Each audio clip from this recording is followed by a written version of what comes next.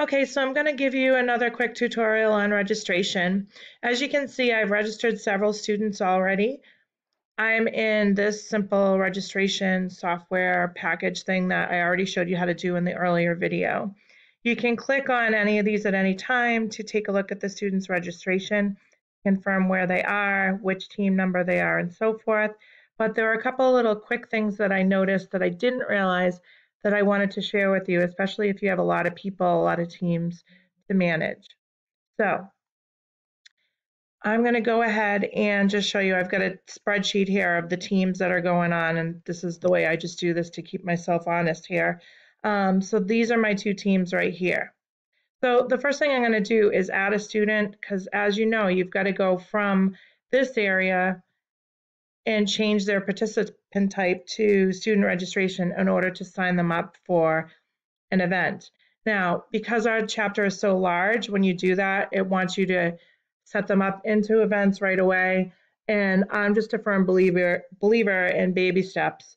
And the session does time out after 20 minutes. So if I do this in baby steps, I don't run the risk of losing all of my progress by being too involved and not getting it done in the 20 minutes time frame here that the software allows before you click save.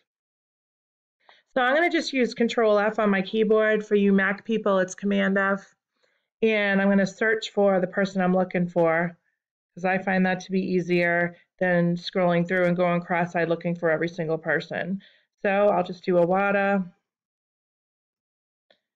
And here he is. Now for us, we have to be really careful too, because we have a lot of siblings.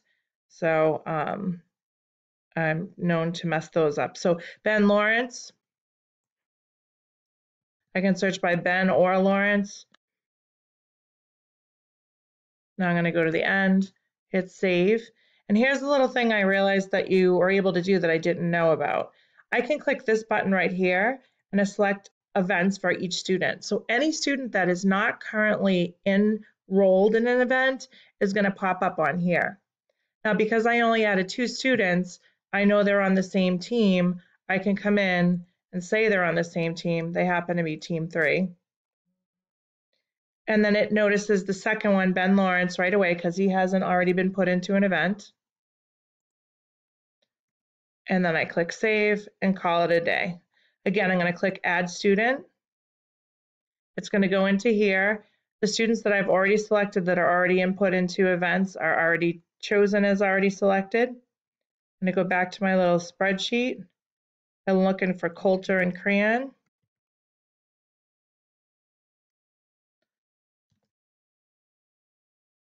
They happen to be right next door to each other, which never happens. Go to the end, click save, and when I click this button right here, it's going to recognize that Connor Coulter hasn't got an event set yet. It'll be number 4. And then finally, this one is also number 4.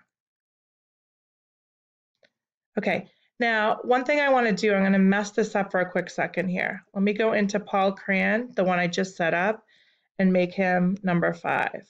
Software doesn't yell at you when you give him a second number, okay? And this can get really confusing when you have multiple teams. So when I go back to the registration,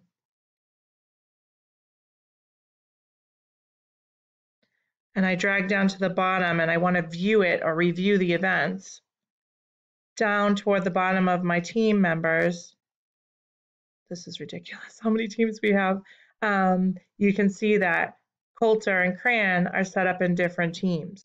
The only time it's going to not allow you to click save is if you have more than the allowed number in the team. So if Connor Coulter was number 3, I'll show you, or if I tried to make him number 3 for that event, it should not allow me to do that. So it says it already has 2 entries for your teams. Please change your team number. So if you're getting this message, it's because you've exceeded how many people are allowed in that team and there's some kind of issue with the team numbers.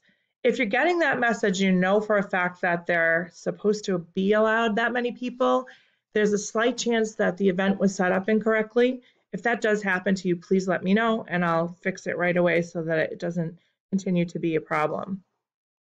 Okay, last point on this. When I'm done, and I'm ready to send this over, obviously you want to review the registration, make sure that everything is kosher. All of this is set up to summarize how many advisors, how many proctors, how many student registrations that you have. We've set it up so that our testing and our registration is embedded into one total to simplify it, because every single student is testing even if they're in a team event.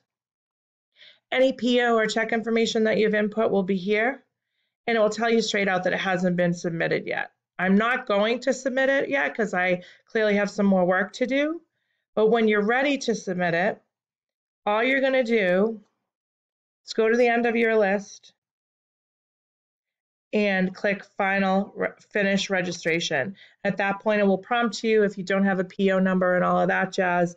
And then in our side, on the admin side, it will show us that your registration is completed. If you have any questions, you know where to find me. Thank you so much.